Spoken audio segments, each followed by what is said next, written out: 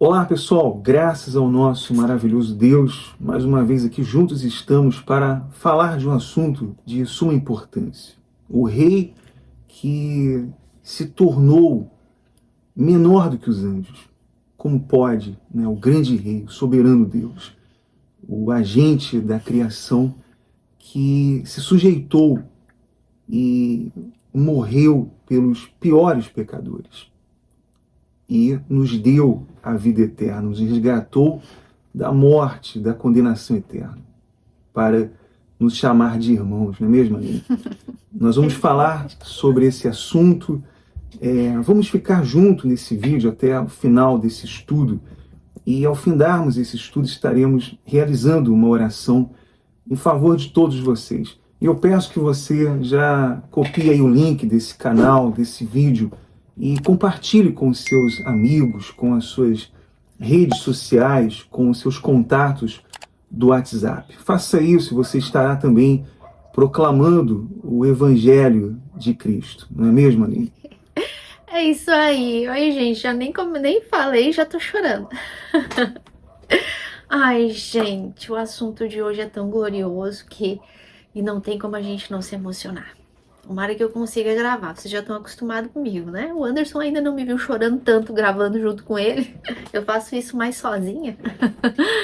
Mas o assunto de hoje é tão glorioso que é impossível não se emocionar. E é isso aí, nosso estudo expositivo de Hebreus, a carta que exalta a superioridade do nosso Cristo, do nosso Senhor Jesus, do nosso Salvador. Por que que o Deus teve que se tornar homem, teve que se encarnar neste mundo? Por quê? Isso nós vamos estar falando hoje e na próxima semana. E é isso aí, não sei, amor, se eu já dou uma recapitulada, tu vai falar mais alguma coisa antes de a gente começar? Então, já convido seus amigos para participar com você aí, envie o link e prepare a sua Bíblia. Nós já estamos aqui com a nossa Bíblia, com as nossas anotações, e seria bom que você também estivesse aí com o seu caderno de anotações, com a sua Bíblia e prestasse muita atenção nisso, para que você possa ter esse entendimento profundo nesse livro maravilhoso de Hebreus, nesse estudo de Hebreus, tá certo? Então, a Aline vai ler, como sempre, ela vai ler aqui todo o texto e você também vai dar um pequeno resumo, né, amor? Uhum. Sobre o estudo passado e uma introdução. E aí nós vamos então entrar aqui já lendo todo o texto e depois falar versículo por versículo, tá certo? Então vamos ficar juntos e vamos aqui mergulhar na palavra de Deus. É isso aí. Então, como sempre, o nosso resumão, né, do que é a carta de Hebreus e no último vídeo. Lembrem, a igreja dos romanos, eu falei, né? A igreja dos hebreus estava passando por uma grande tribulação, por um grande sofrimento, uma grande perseguição, e hoje a gente vai falar muito sobre isso. E eles estavam pensando em desistir, estavam apostatando. Muitos ainda estavam na dúvida, querendo desistir por medo, né, das perseguições que estavam enfrentando de Roma, do governo, dos judaizantes, da família, dos amigos, das sinagogas, enfim, muitos estavam pensando, passando na ideia de desistir, e muitos desistiram, muitos voltaram atrás, muitos apostataram. Vimos no vídeo passado exatamente sobre isso, sobre os perigos da negligência, sobre a apostasia. O que é a apostasia? A apostasia é aquela pessoa que abandona a fé verdadeira, porque de fé falsa tem um monte por aí. A gente comentou que o fato de uma pessoa estar numa falsa igreja, numa seita e abandonar e ir para o mundo, isso não significa apostasia, isso não significa que ela é apóstata. Apóstata é aquele que teve contato alguma vez com a verdade, com esse evangelho que nós pregamos aqui para vocês, e abandonaram, voltaram para o mundo, voltaram para práticas da religiosidade, como era o caso da igreja de Hebreus. Então, o autor de Hebreus, que nós acreditamos profundamente que seja Paulo, ficou sabendo e disse: ó, irmãos, como vocês estão sequer pensando em querer voltar atrás às práticas judaizantes? sabendo que Cristo é superior a todas as coisas. Cristo é o autor da nossa salvação. Cristo é o autor do novo pacto, da aliança, da cruz. O antigo ficou para trás, é obsoleto, já não tem mais valor. Como vocês querem voltar para aquilo que é inferior e deixar o que é superior para trás? Não, não façam isso, porque isso é perigoso. Como escaparemos nós se negligenciarmos essa mensagem do evangelho que já temos ouvido? Que Cristo é superior a Moisés, aos profetas, à lei, aos anjos. Então, dentro deste contexto que o autor de Hebreus falou, como vamos escapar se a gente deixar de dar ouvidos ao único meio, né, amor, de salvação, que é a mensagem do evangelho, aquilo que Cristo veio fazer neste mundo em favor de nós, seus irmãos. Então, dentro deste contexto, a gente inicia hoje o versículo 5 do capítulo 1, que diz assim, do capítulo 2, que diz assim: Jesus coroado de glória, sumo sacerdote idôneo e compassivo, misericordioso, pois não foi a anjos que sujeitou o mundo que há de vir, sobre o qual estamos falando. Antes, alguém em certo lugar deu pleno testemunho dizendo: quem é o homem que dele te lembres? Ou filho do homem que o visites? Fizeste-o por um pouco menor que os anjos, de glória e de honra coroaste e o constituíste sobre as obras das tuas mãos. Todas as coisas sujeitaste debaixo dos seus pés.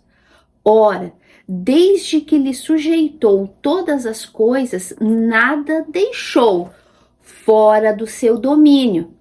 Agora, porém, isso é muito legal, ainda não vemos todas as coisas a ele sujeitas. Vemos, todavia, aquele que por um pouco, tendo sido feito menor que os anjos, Jesus, por causa do sofrimento da morte, foi coroado de glória e de honra, para que pela graça de Deus provasse a morte por todo o homem, porque convinha que aquele por cuja causa e por quem todas as coisas existem, conduzindo muitos filhos à glória, aperfeiçoasse por meio do sofrimento o autor da salvação deles. A gente vai até aí ou até o 11, amor? Pois tanto, até o 11, né? Isso. Pois tanto o que santifica como os que são santificados, todos vêm de um só. Por isso é que ele não se envergonha de lhes chamar irmãos. Ai, gente. Tu quer começar esse versículo, amor? O versículo 5, tu lê? Tá, vamos lá. Já iniciamos. Então vamos lá, meus amores, vamos lá. Então, seguindo o contexto, né, lembra? Paulo vinha falando do perigo da apostasia, da negligência, que tínhamos que nos apegar à mensagem do evangelho já ouvida, porque senão ninguém escapa.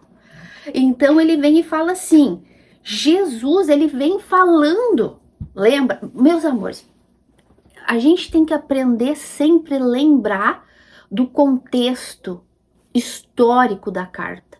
Qual o objetivo pelo qual a carta foi escrita? Isso é a Bíblia toda. A gente sempre tem que entender isso. Por isso que sempre no primeiro vídeo de cada playlist no canal, a gente resume o que significa toda a carta. Por que aquela carta foi escrita? O que estava acontecendo ali para aquela carta ser escrita? Então, aqui os hebreus estavam passando por uma perseguição. Estavam sendo apedrejados, ameaçados de morte, de perder herança, de ser expulsos de Jerusalém, da sinagoga, de suas casas, ser crucificados, perder a cabeça, enfim, os judaizantes acusando eles de abandonarem a lei de Moisés, enfim, eles estavam sofrendo pressões de dentro e de fora, de todos os lados, e estavam pensando em desistir.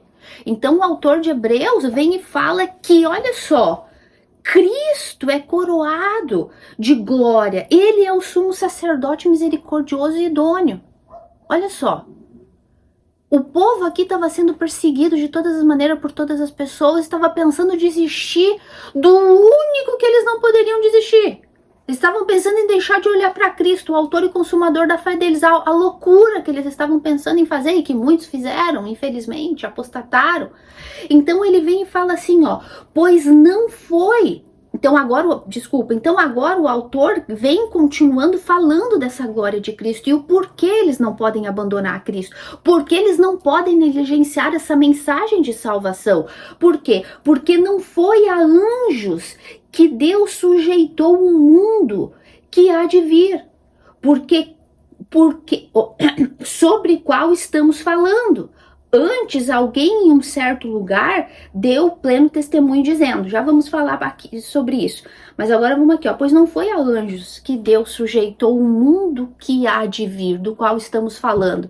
Lembra que toda a carta de Hebreus é Paulo falando que nós temos que olhar para o autor e consumador da fé, não importa os problemas que vocês estejam passando, não importa que ameacem vocês de morte, não importa, porque a nossa pátria não é neste mundo.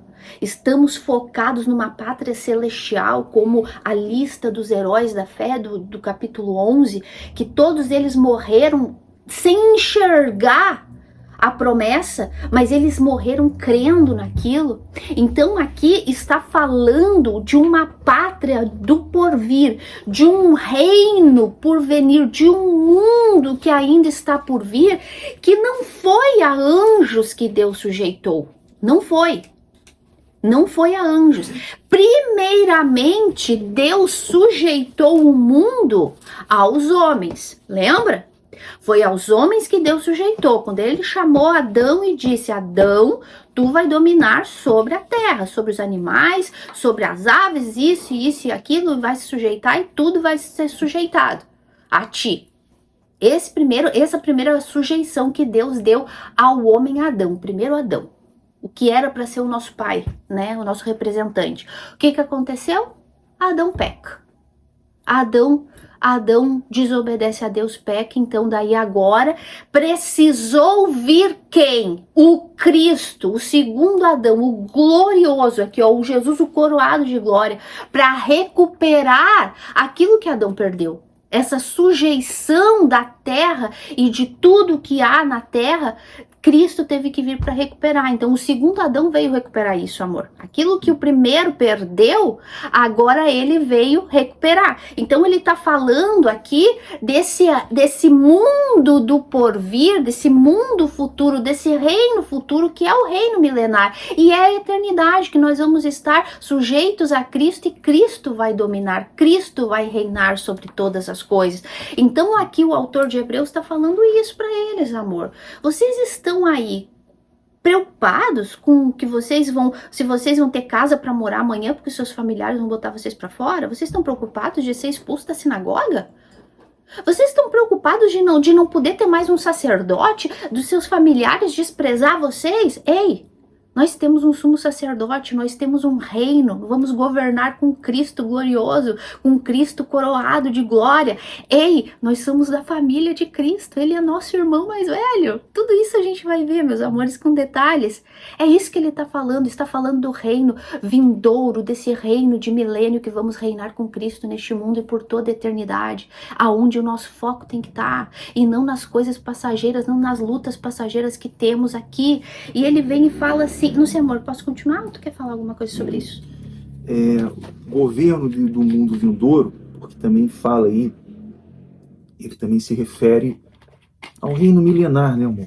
Sim, o milênio, né? O milênio, então... Que Cristo vai reinar como homem nessa terra ainda, não esqueçamos disso. Cristo é homem, primeiro homem, Adão, falhou. O segundo homem, Adão, teve que vir para recuperar. E quando que Cristo vai reinar? Que foi inclusive a luta dos judeus, né? Na época, por que não aceitaram o Messias? Porque eles esperavam um Messias que viesse reinar, né? Sim. Dominar, expulsar os romanos e dominar. E não foi. Um articulador político. Exato. Né? Eles esperavam... Com grande influência ali para reinar na terra. Mas não. Cristo... Ele não veio para esse reino. Ele disse, esse reino não é o meu reino. né? Então, só que esse governo do mundo vindouro não será entregue aos anjos, mas a Cristo, né? O mundo inteiro está sujeito a ele. Nesse momento nós não podemos perceber isso, mas no grande dia, no final de tudo, então, tudo será revelado. Inclusive fala aí mais adiante. Mas vamos agora ler então o versículo 6, né?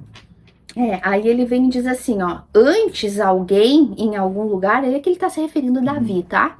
Antes, Davi, né, em certo lugar, ele está falando de Davi do Salmo 8, que Davi que ele vai pronunciar agora.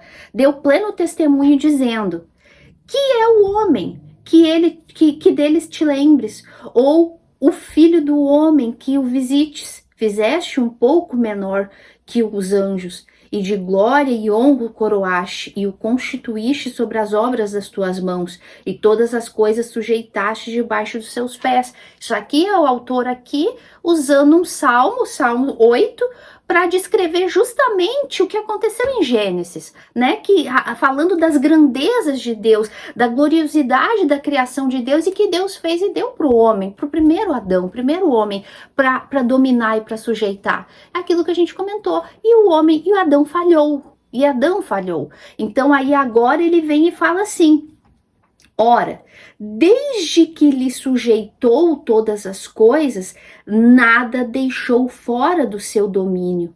Agora, porém, ainda não vemos todas as coisas a ele sujeitas. Então, vamos lá. Ele está dizendo aqui que não foi a anjos, já descartando de novo os anjos. Vocês veem como eles insistem, o Paulo insiste muito em falar dos anjos, né? Porque os hebreus tinham toda aquela cultura dos anjos que a gente já viu. Então ele insiste em falar, ó, não é a mensagem falada pelos anjos, a lei que vocês têm que se apegar. É a mensagem do evangelho já ouvida. Cristo é superior a todas as coisas, é Ele quem veio morrer. Ele é o Salvador. Então, e ele vem e fala, não é os anjos que vão dominar. É Cristo, o segundo Adão. O segundo homem que veio e que não falhou. Ao contrário, que foi aperfeiçoado. Nós vamos ver já em seguida. Então ele vem com a citação do Salmo falando com relação a essa sujeição que aconteceu em Gênesis e que o homem perdeu e que agora Cristo vem para dominar novamente. Só que olha só que interessante, ele fala assim, ó, agora, porém, ainda não vemos todas as coisas sujeitas a ele. Isso aqui é muito legal, amor. É muito legal, porque vamos sempre lembrar do contexto. Essa carta é uma carta de repreensão. Paulo está repreendendo os hebreus por querer voltar atrás, pelos problemas, pelas lutas. Olha só, hebreus, irmãos, naquela época hebreus, hoje irmãos. Ei, os nossos problemas, todos os problemas que nós enfrentamos são reais. Nós temos problemas de todos os lados, vocês têm, eu tenho, o Anderson tem, nós temos problemas, enfrentamos lutas, enfrentamos a morte, enfrentamos várias dificuldades neste mundo que jaz no maligno. É um mundo diabólico que somos perseguidos de todos os lados. E era real aqui na época deles, Paulo sabia que eles estavam sendo perseguidos e hoje é real na minha vida, na tua vida, na nossa vida. É real os problemas. E quando a gente olha para os nossos problemas, principalmente nós que somos cristãos, porque né, os incrédulos só culpam a Deus, enfim, né? Mas nós cristãos, nós pensamos, meu Deus, mas o que está acontecendo? Parece que esse sofrimento não tem fim. Meu Deus, eu sou de Deus, por que isso? Sabe, mas não era para ser diferente, não era por eu ser cristão e as coisas ficar melhor para mim, sabe? Vem às vezes os questionamentos, puxa, eu sou de Deus, meu Deus, por que Deus não ouviu minha oração? Não é isso que acontece? A luta vem, as perseguições vêm, as dificuldades vêm e às vezes a gente não entende o que está acontecendo, às vezes a gente não consegue entender os propósitos, os planos de Deus, aí dá a impressão de que parece que as coisas não estão assim tão baixo controle assim, né? Parece que não estão tão sujeitas a Deus e a Cristo. Vocês estão entendendo, meus amores? Então ele fala assim, ó, e agora, porém, ainda não vemos todavia, ou melhor, não vemos todas as coisas sujeitas a ele. Parece que às vezes o mal está vencendo. Parece que o diabo às vezes está triunfando, que os nossos inimigos, os nossos adversários têm mais força. Parece que a gente vê o crescimento do falso evangelho, né? Porque a nossa maior afronta hoje, nossa, aqui como servos de Deus, é ver a afronta do falso evangelho cada vez crescendo mais, com tanto sucesso, e a verdade cada vez mais reprimida, cada vez menos aceita. Então, às vezes dá a impressão que fala, meu Deus, quando que o Senhor vai julgar isso? Meu Deus, coloca a tua mão, né? Faz as pessoas abrir os olhos. Estou falando aqui aquilo que muitas vezes a gente pensa, questiona, fala, porque é natural da gente pensar isso. E era o que estava acontecendo aqui. Eles diziam, puxa vida, eu quero servir a Cristo e a minha família quer me expulsar de casa, querem me matar, querem me expulsar da cidade, eu vou perder tudo, Roma vai mandar me crucificar. Era isso que estava acontecendo. E daí, pois dá a impressão de que parece que Deus não está vendo, né? Dá a impressão que parece que Deus não está no controle. Mas não é assim. Nós não andamos por aquilo que vemos, andamos pela fé. Não podemos nos apegar às coisas do agora, mas do mundo que estamos falando, que ele disse agora, do mundo do porvir, do qual estamos falando. Porque não estamos falando daquilo que estamos passando agora dos problemas. Os problemas são reais, tá doendo? Tá, dói. Claro que tá. Doía para os hebreus, dói pra gente também. Mas não é desse mundo que estamos falando do porvir, da pátria celestial, da nossa recompensa, daquilo que temos como promessa, que Cristo morreu no nosso lugar para nos tornar herdeiros com Ele. Lembra que Ele é o herdeiro de todas as coisas? Então, a impressão que dá é que parece que o tormento não acaba, mas vai acabar. Parece, né? Só parece, porque Ele está no controle de todas as coisas. Às vezes as pessoas julgam mal, porque elas dizem, eles estão numa boa. Eles só sentam aí, falam. É muito fácil. Uhum. Mas ninguém está nos nossos sapatos. E nós não ficamos aqui exaltando os problemas e contando as nossas lamúrias e assinalando aqui os nossos problemas. Jamais vamos fazer isso. Mas temos visto o sol nascer quadrado, né? E sempre confiando na soberania de Deus. E sabendo que Ele não nos prometeu. Ele não nos prometeu o que o falso evangelho proclama por aí. Né? Você vai ter uma grande vitória, você vai ter uma grande alegria, você vai ser muito feliz. Olha, temos uma promessa para você, Deus tem um plano muito grande para você. Não foi isso que Jesus veio trazer. Ele veio trazer o evangelho, ele veio pregar o arrependimento. Não é isso, Jesus falou. Se tem uma coisa que ele deixou muito claro, foi isso. No mundo vocês terão aflição. Isso é certo, vocês terão aflições. Mas eu venci o mundo. E Jesus venceu o mundo morrendo numa cruz. Ele venceu o mundo sendo traído, ele venceu o mundo sendo entregue, né? Sendo morto pelos que deveriam aceitá-lo. Ele foi morto. Como hoje, o falso evangelho tenta, de todas as formas, matar o evangelho verdadeiro e puro e límpido. Então sempre será assim. Sempre será assim. Eu estava até lendo hoje, aqui no livro meditando, todos os dias nós meditamos na palavra de Deus.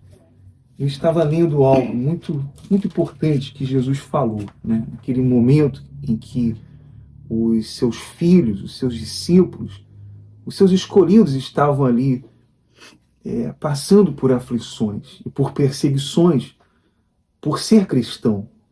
E Jesus então fala, ele diz assim, não temais, ó pequeno rebanho, porque vosso Pai se agradou em dar-vos o seu reino. O que mais que eu quero desse mundo? O que mais que eu quero? Dinheiro? Poder político? Carro? Casa? O que mais nós queremos nesse mundo? E nós temos a eternidade, nós temos a vida eterna. Jesus Cristo não veio para perguntar se queríamos ser resgatados, não, ele veio para cumprir esse plano eterno de Deus, o plano de redimir o seu povo, seus escolhidos, e garantir essa salvação ao seu rebanho. E detalhe, pequeno rebanho. É um pequeno rebanho. Não são muitos, não. Não é a maioria, não, mas um pequeno rebanho. Que somos nós, os cristãos, que nascemos de novo, que nos arrependemos, e aqueles que se arrependem, que são chamados irmãos, né? São feitos filhos de Deus. Então, e a mesma coisa, nós vemos nesse texto isso. Que Deus, né, inclusive no versículos anteriores, fala: quem é o homem? Por que Deus se importaria com o homem? Por que Deus se importaria com o homem? O que ele pode fazer para ser salvo? O que ele pode fazer para merecer alguma coisa? O que ele pode fazer para Deus lembrar dele? Né? Porque muitos, voltando aqui na tecla, batendo a tecla do falso evangelho, eles falam muito isso.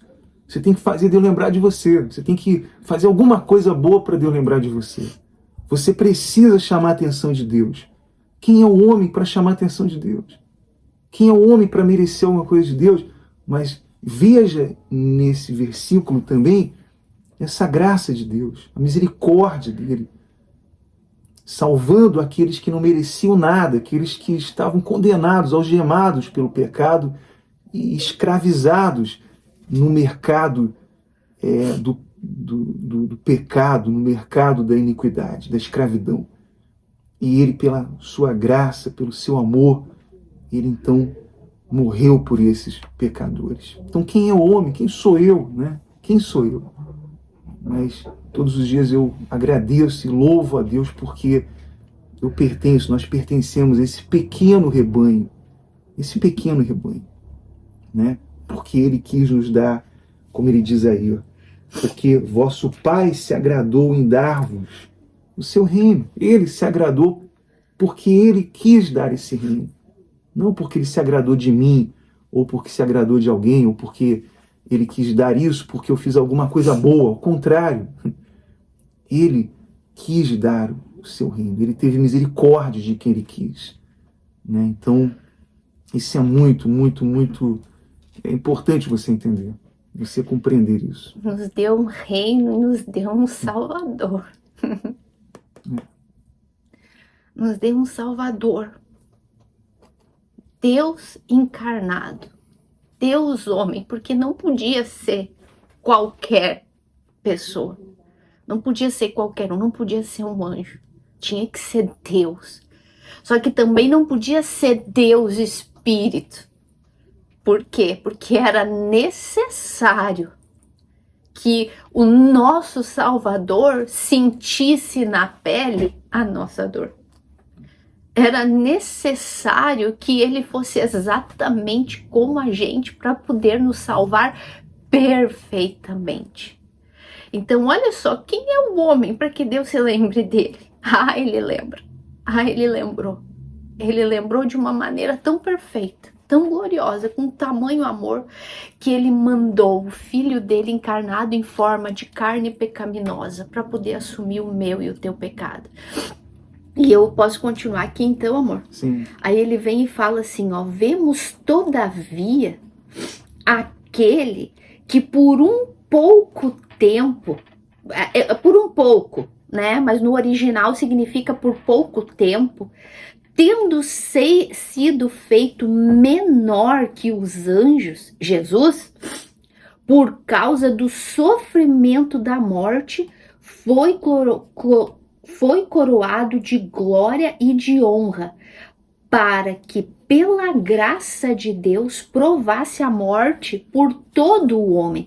Então olha só, aqui ele fala o seguinte: aparentemente, voltando um pouquinho, a gente não vê, parece que não tem solução para as coisas que tá acontecendo na nossa vida, no mundo. Parece assim que o mundo não está sujeito, muito menos ao homem, nós pecadores, mas muito menos a Cristo, porque parece que o mal tá triunfando.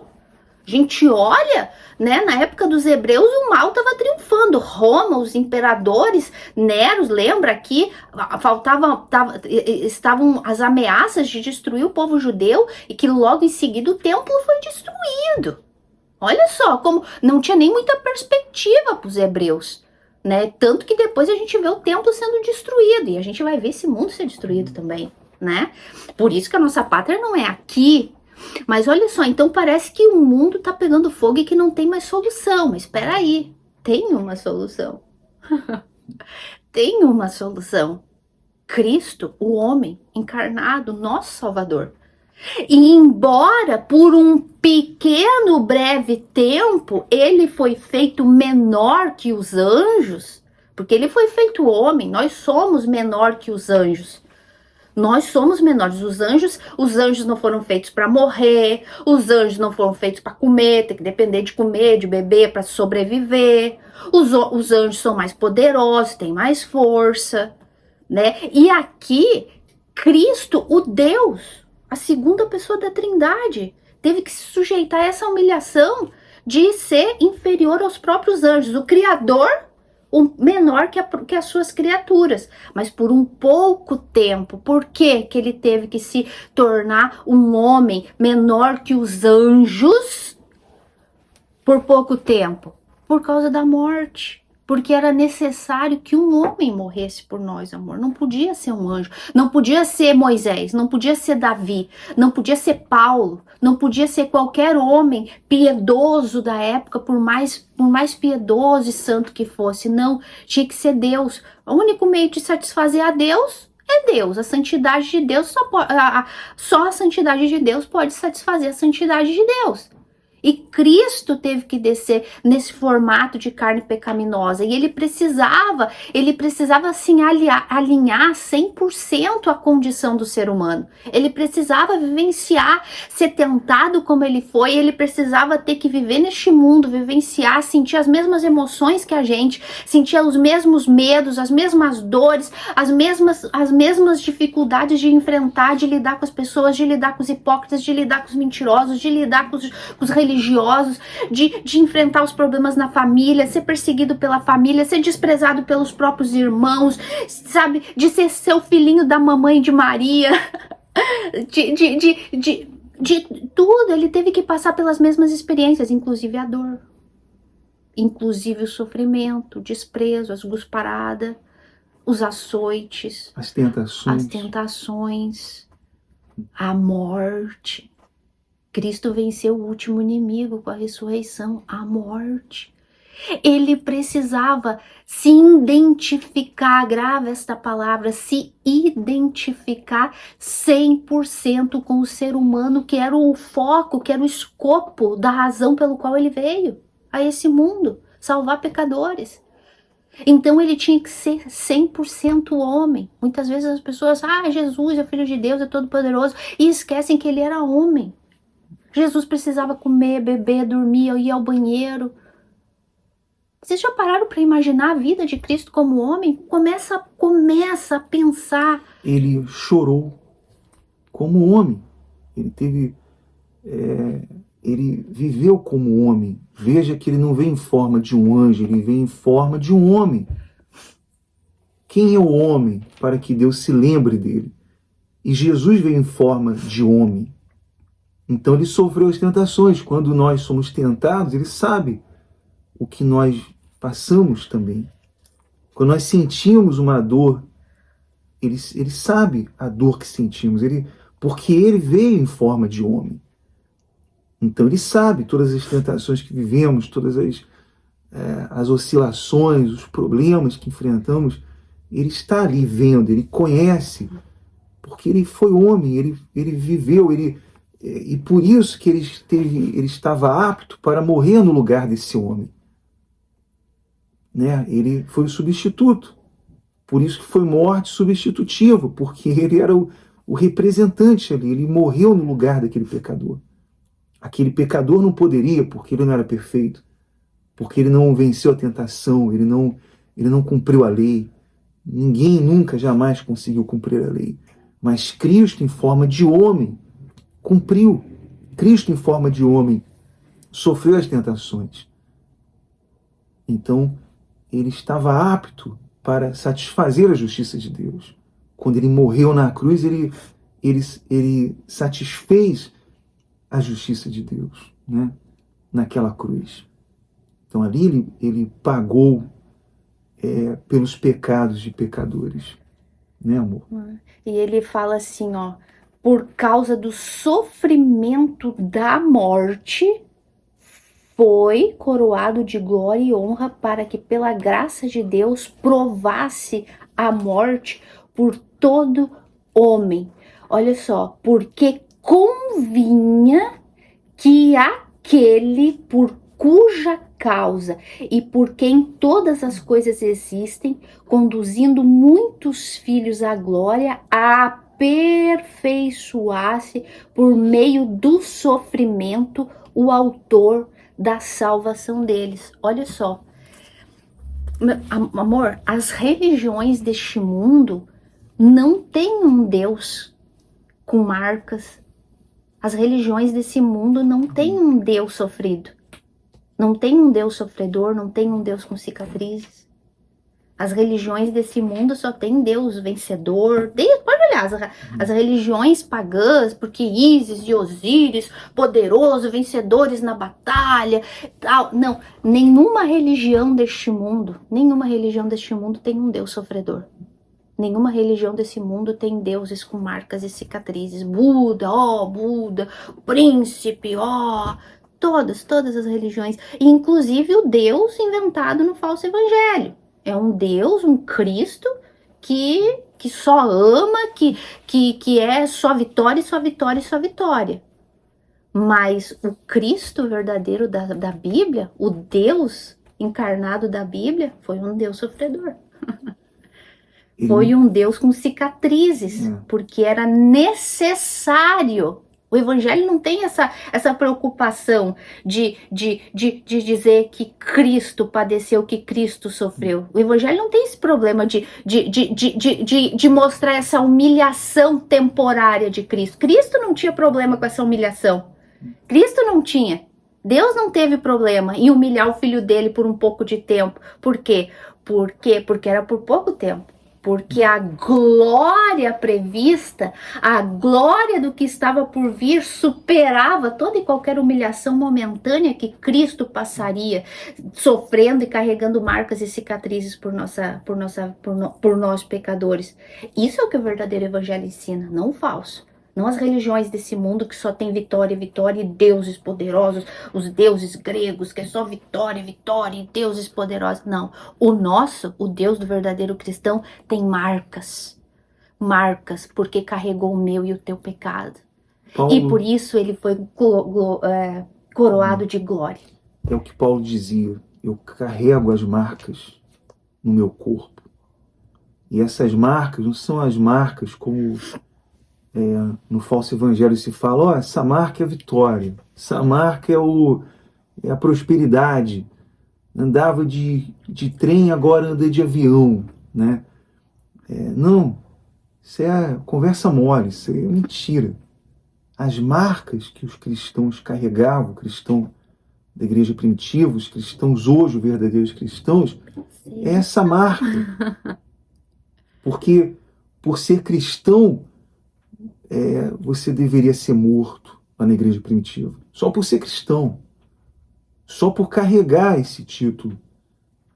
Então a pergunta você se professa cristão, mas você morreria pelo evangelho? Você carrega essa marca? Porque se você não carrega essa marca, é mentira. Porque hoje, amor, principalmente hoje, nesse século, muitas pessoas têm um desejo enorme de acreditar em alguma coisa. E é quando o falso evangelho vem e apresentam a essas pessoas aí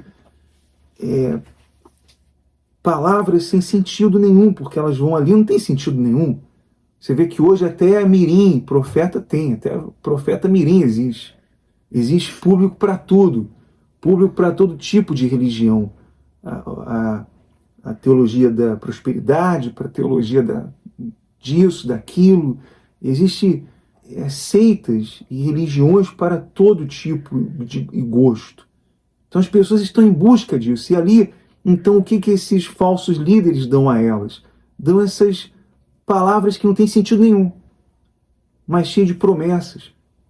E elas se agarram a essas promessas falsas e vazias, a essa mentira, né? Porque elas querem isso, elas querem ouvir a mentira, elas querem ouvir essas promessas aí falsas, elas estão atrás, e esses líderes dão a elas ali alguns rituais para que elas cumpram, e elas então se agarram a esses rituais e passam a se sacrificar por esses líderes, por esses falsos pastores, esse falso evangelho que existe por aí. Então, e essas pessoas estão ali cumprindo rituais e se sacrificando pelos líderes ou pela instituição e estão perdidas e condenadas ao inferno.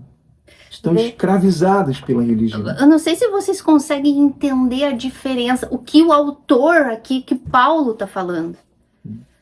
Sempre o contexto histórico do que Paulo está falando. Vocês estão sofrendo perseguições. Mas Cristo também passou por nossa causa.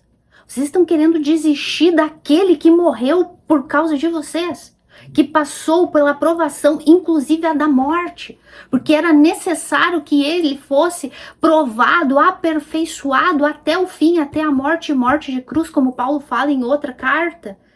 Vocês estão querendo desistir? Vocês estão vendo a diferença do verdadeiro evangelho para o falso? O falso, a pessoa chega com os problemas, com as perseguições, com as lutas, como a igreja de Hebreus estava passando, e o falso profeta fala, não, porque tu vai vencer, porque Deus levou as tuas dores, tu vai vencer, tu vai resistir, Deus vai te dar mais, faz isso, faz aquilo, que Deus vai te honrar, e sua vitória neste mundo.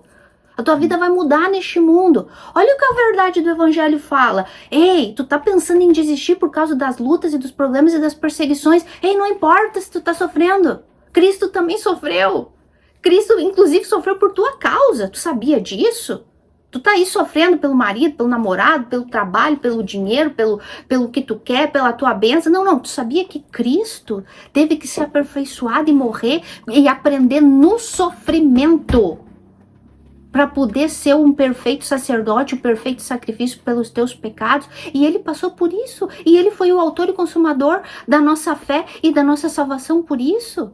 E por quê? Porque o olho dele estava na glória de que ele levaria com ele muitos irmãos, como a gente vai ver daqui para frente.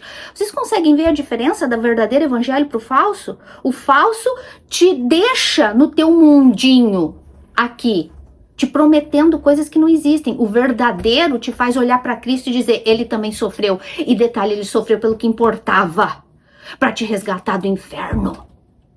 Isso o verdadeiro evangelho, o verdadeiro pastor vai te ensinar. Ele vai fazer tu sair do teu mundinho, do teu umbigo e olhar para aquilo que importa. Para o reino, para o mundo vindouro, para o reino eterno que está para vir. Vocês estão vendo a diferença do verdadeiro para o falso? E é isso que o autor de Hebreus está dizendo aqui para essa igreja. Olha só, vamos ler de novo. Porque convinha que aquele por cuja causa e por quem todas as coisas existem, conduzindo muitos filhos à glória, aperfeiçoasse por meio do sofrimento o autor da salvação deles. Aqui está falando que Deus precisou aperfeiçoar Cristo, que para que ele pudesse ser o autor da salvação por meio de sofrimentos. Não que Cristo fosse imperfeito e precisasse de perdão por ser pecador. Não, a gente tem que entender que no contexto do original, a palavra aperfeiçoar significa amadurecer. Significa deixar de ser criança e se tornar maduro na fé, se aperfeiçoar. Não é a perfeição no sentido de pecado, e não é nada disso. Aperfeiçoar, no original, a palavra usada é amadurecer. Ou seja, era necessário que Cristo fosse aperfeiçoado, amadurecesse totalmente como homem, lembra? É hora de nós começarmos a entender a natureza humana de Cristo. para entender por que ele foi capaz de nos salvar, porque ele era homem como eu e como tu, porque a gente pensa em Cristo como Deus, e ele é Deus, mas ele é Deus 100% e ele é homem 100%, e nós estamos falando aqui do homem Cristo, que morreu e que precisou ser amadurecido por Deus. Ele teve que crescer, lembra que Cristo cresceu e Lucas fala, e ele crescia em conhecimento, sabedoria e estatura. Ele crescia e foi desenvolvendo como homem, como eu e como tu. Cristo foi na escola, teve que aprender, teve que dizer sim senhor, sim senhora para as professoras. Ele sabia mais que todo mundo, mas ele tinha que se submeter, aprender na paciência, na obediência, na humildade e inclusive na dor, no sofrimento de morte. Que morte! Mas para quê? Para que ele pudesse conduzir muitos filhos à glória. Esse era o foco de Cristo. Ele não se importou em viver 33 anos de humilhação, principalmente os últimos 3, que ele era apedrejado, açoitado, ameaçado de ser jogado penhadeiro abaixo, que era cuspido, blasfemado, que diziam que ele era demônio. Ele não se importou com nada disso, de ser menor que anjos, não se importou com nada disso. De ter que comer, beber, ir no banheiro, dormir, descansar. Ele não se importou com nada disso. Por quê? Porque o objetivo dessa morte, amor, era isso, conduzir muitos filhos à glória. Muitos filhos de Deus à glória. Então Deus aperfeiçoou Cristo, fez ele ir amadurecendo progressivamente como homem, porque era como homem que ele morreria por mim e por ti. Então ele foi crescendo em poder no Espírito, porque lembra, Cristo como homem, gente, presta atenção no que eu vou falar. As pessoas pensam, amor, que Cristo, por ser Deus, vivia nessa terra como Deus. Que ele multiplicava pão e peixe porque ele era Deus. Não, tudo que ele fazia era na dependência do Espírito. Era na dependência do Espírito Santo. Tudo, como eu e como tu. Lembra, ele tinha que viver 100% como homem, como eu, como tu, para que ele pudesse ser o nosso perfeito autor da salvação. Ele não podia fazer uma coisa que eu e tu não poderíamos fazer, porque nós não somos deuses, somos homens de carne e osso, principalmente com a natureza pecaminosa. Então Cristo, aprenda, entenda a gloriosidade desse plano de salvação e essa humilhação que Cristo teve que passar no meu e no teu lugar. Ele viveu essa humilhação como homem. Ele foi aperfeiçoado como homem e ele sofreu essa morte como homem para se tornar o autor, aquele que desbrava, aquele que inicia todas as coisas, o autor da minha e da tua salvação. Ai, gente. Ele provou a morte por todo homem e por todo que nele crê, não por todo homem no geral, né? Por todo mundo, mas por todos aqueles que nele creem. E sem a humilhação e o sofrimento de Cristo, não poderia haver a redenção. Se não houvesse essa humilhação, se ele não provasse a morte, se ele não passasse pela morte, então não poderia existir a redenção. Então por isso que há redenção. E aqueles que se aproximam em arrependimento, que verdadeiramente se arrependem, então recebem essa redenção, né?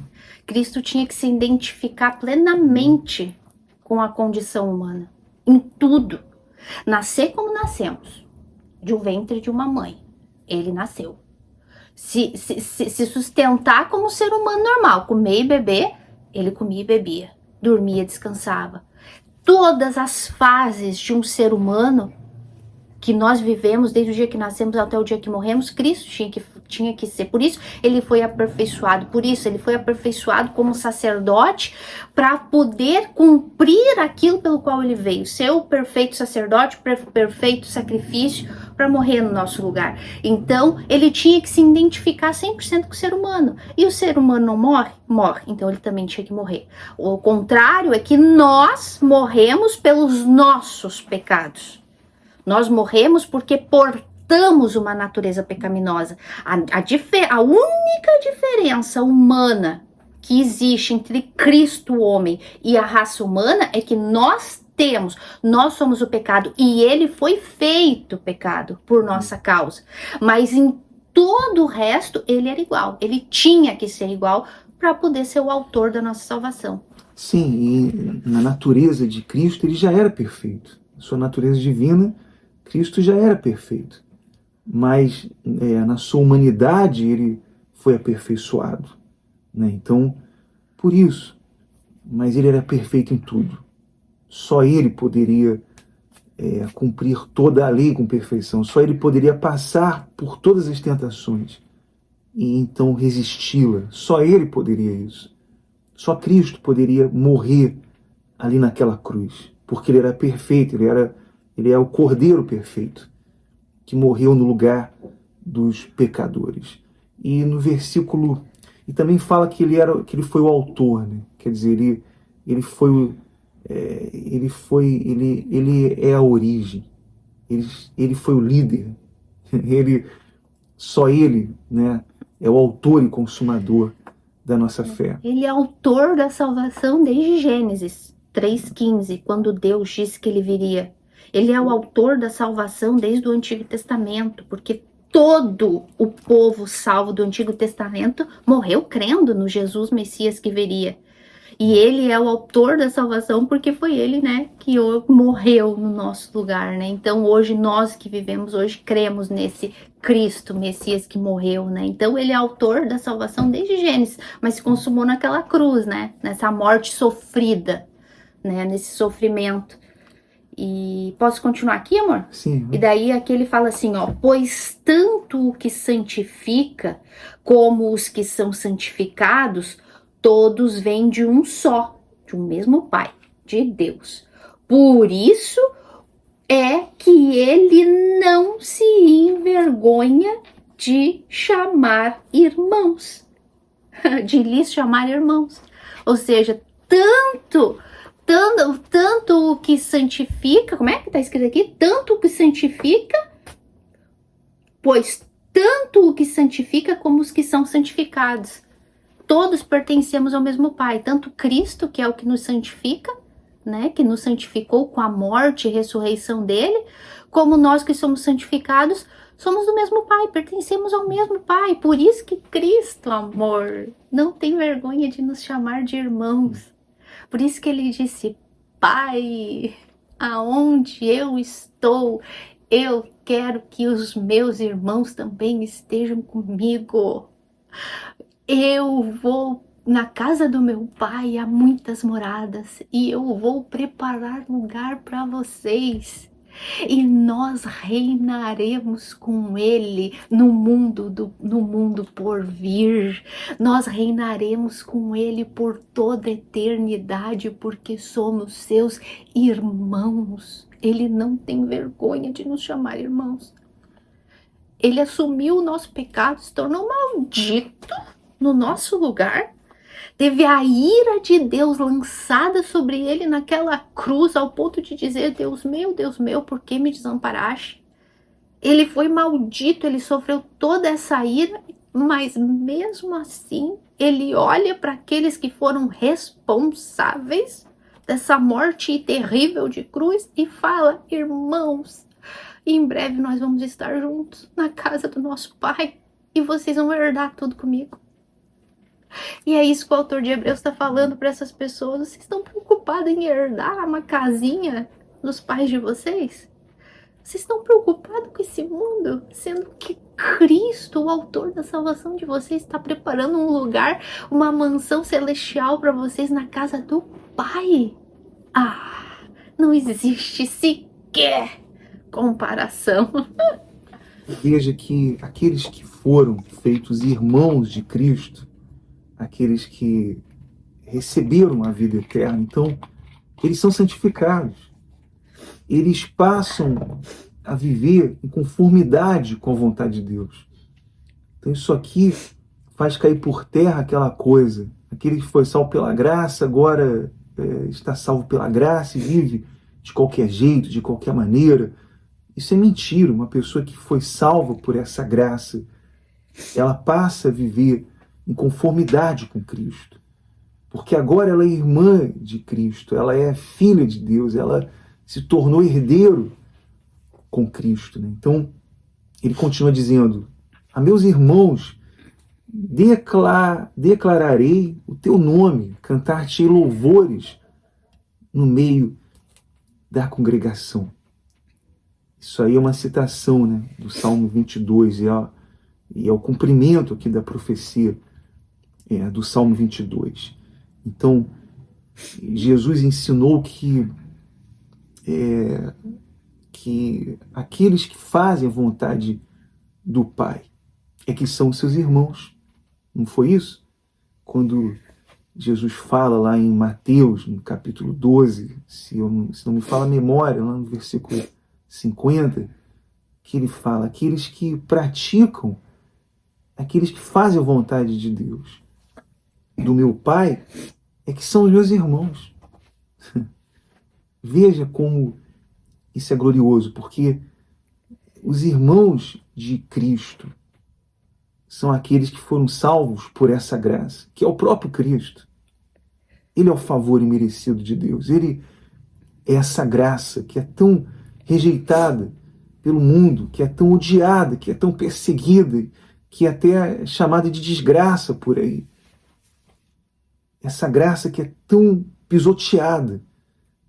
É Cristo, e Ele nos fez irmãos dele.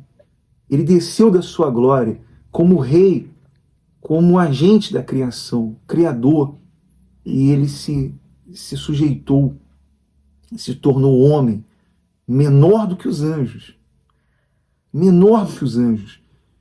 para nos chamar de irmãos, para nos justificar. Né? Eu não sei, gente. Eu tenho assim, quando eu medito na Bíblia, eu procuro sempre imaginar a cena. Sempre. Fiz a vida toda, até quando eu tava no falso evangelho. Mas assim, aí a gente vê aqui o contexto de Paulo falando, né, dessa obra de redenção de Cristo na cruz tão perfeita. E aí fala assim fala assim de um jeito assim que como Cristo enfrentou todo esse sofrimento da cruz para se aperfeiçoar, para se tornar igualzinho, se identificar com a gente em tudo, plenamente, totalmente como ser humano, para que não ficasse dúvida nenhuma de que quem morreu na cruz foi o Deus homem.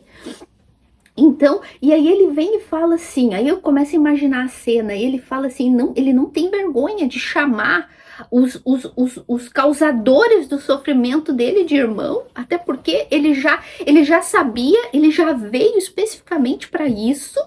E aí dá a impressão, amor, lendo aqui, ó, a meus irmãos declararei o teu nome, Pai. Dá a impressão de que quando Deus falou assim, filho, o que a gente faz para restaurar essa raça humana? Pai, eu vou morrer, eu vou lá para reconciliar. E Pai, depois que eu fizer tudo isso, Pai, eu vou declarar o teu nome para eles, Pai. Olha só a alegria de Cristo, gente. Eu não sei, é isso que eu imagino, a cena no céu, na eternidade, antes da criação, né? Porque isso tudo foi antes da criação de céus e terra.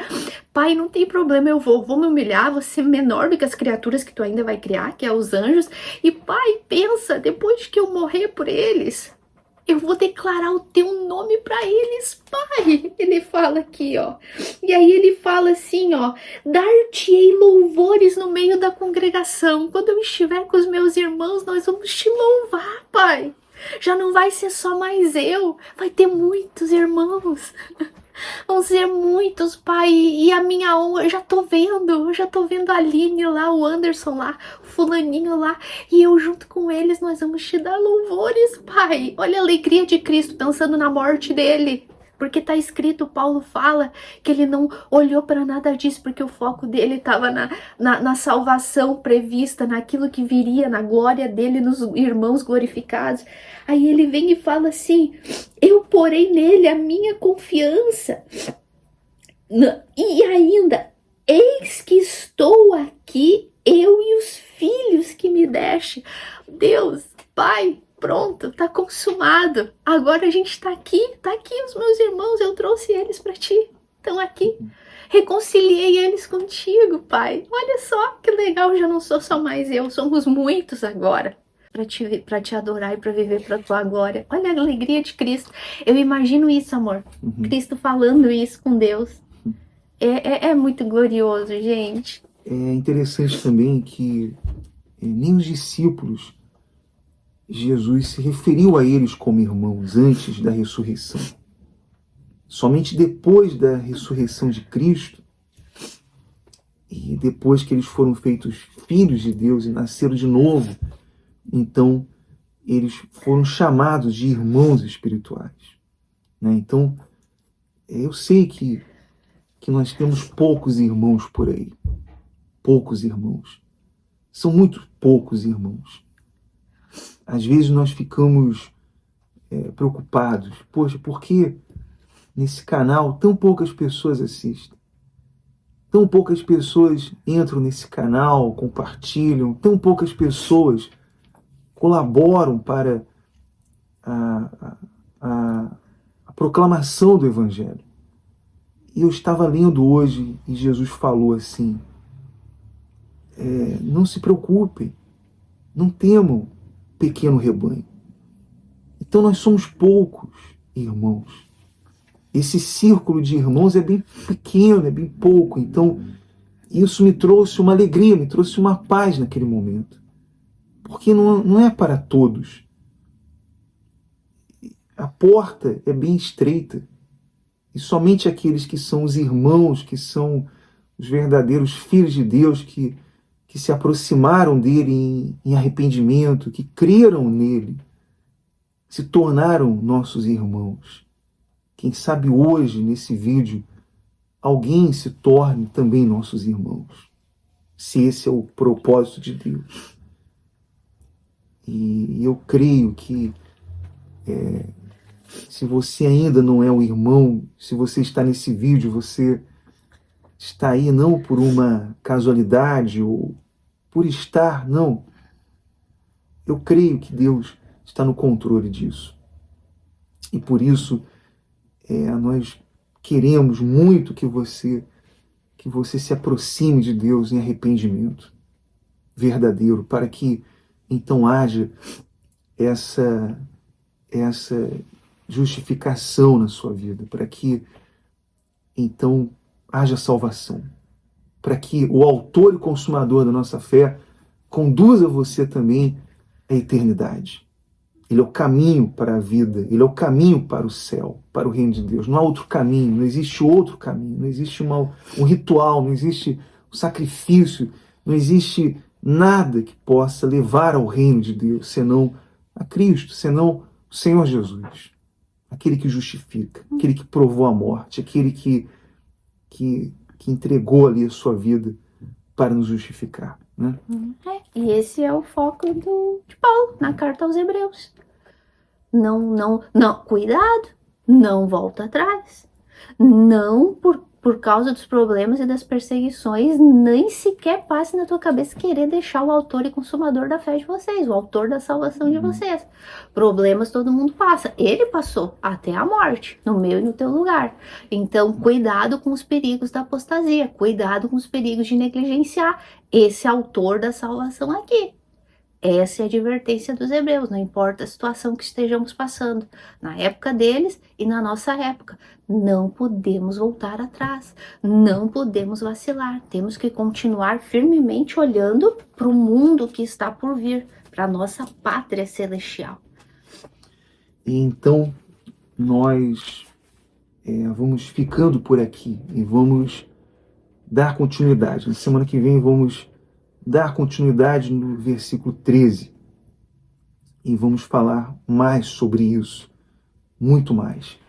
Eu gostaria de convidar você agora a orar conosco. Nós vamos realizar uma oração por todos, por todos. Eu não sei quem nos assiste agora, se são irmãos, se são aqueles que ainda não se tornaram nossos irmãos, aqueles que estão se aproximando em arrependimento de Deus, estão buscando o arrependimento, buscando a vida eterna e enxergam o seu estado de pecador, de perdido, de condenado, escravizado pelo pecado. E nesse momento você quer se unir a nós em oração, então nós vamos agora falar com Deus em favor de todos, tá certo? Vamos orar. Senhor nosso Deus e nosso Pai, no nome do Senhor Jesus Cristo, nós te louvamos e te agradecemos por esta tão grande salvação, pela tua tão grande misericórdia, meu Pai.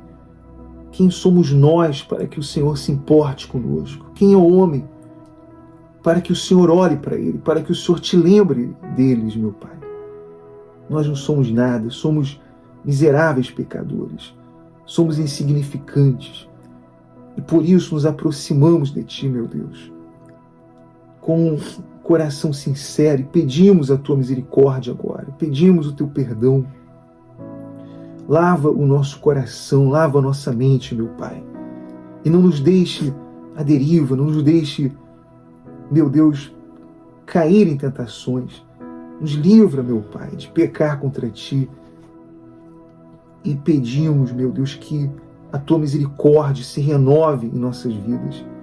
E aqueles que agora nos acompanham, meu Deus, aqueles que estão à deriva, aqueles que estão fracos, que estão enfrentando tentações, aqueles, meu Pai, que se encontram totalmente perdidos, que caíram nesse vídeo, meu Pai, se depararam com a Tua palavra, que confronta o pecador, que revela o seu pecado. E essa pessoa agora, meu Deus, se humilha diante de Ti. Essa pessoa corre para o Senhor, meu Pai, para a Tua cruz, meu Deus, e pede perdão, pede misericórdia, e suplica por misericórdia, se humilha pedindo a Tua misericórdia.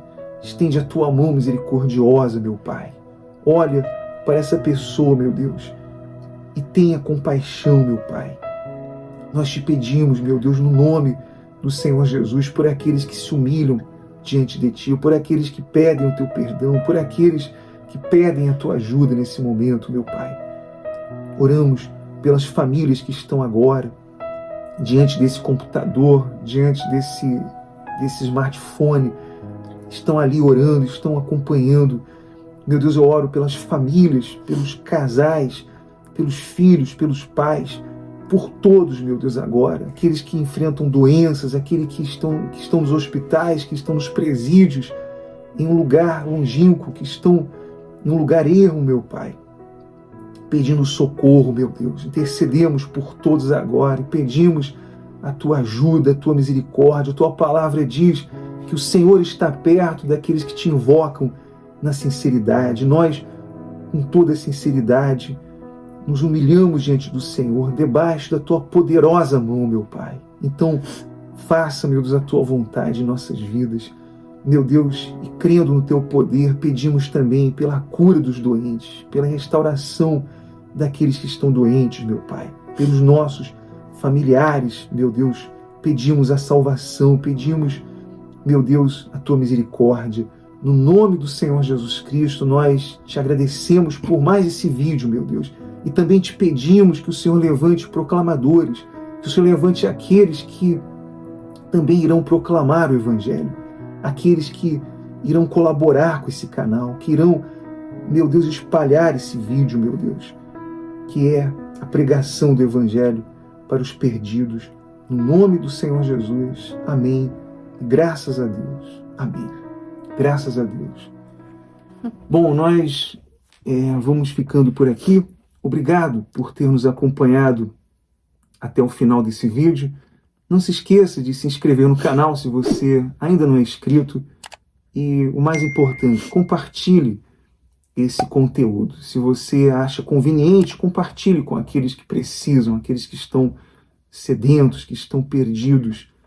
E com certeza eles serão abençoados quando receberem esse vídeo, tá certo? Então, que Deus abençoe a todos. Um forte abraço e até o nosso próximo encontro.